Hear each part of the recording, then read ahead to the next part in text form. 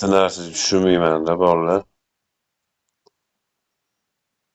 Ozgina yutib qo'ysa cho'tal bering deyishadi-da. Shu bugun o'zi mana shu bir dona kuponni tashladim Telegramga-da. Bilmadim tikkanlar bormi, tikkanlar yo'qmi. Mana sizlarga cho'tal 56 KFC. 10 mingtik 500 ming mandan cho'tal. 100 mingtik 5 million cho'tal. Nima qilib berish kerak yana? Bitta o'yin qoldi mana.